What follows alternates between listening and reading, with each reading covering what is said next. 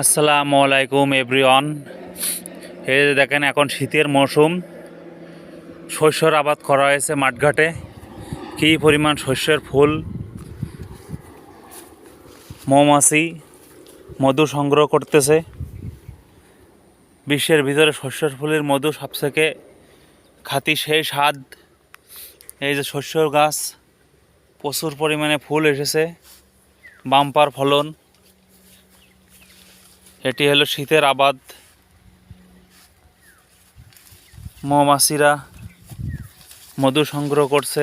এই যে মৌমাছি, একটি মৌমাছি দেখাচ্ছিলাম, ক্যামেরার সামনে থেকে উড়ে চলে গেল। কি সুন্দর, তাই না?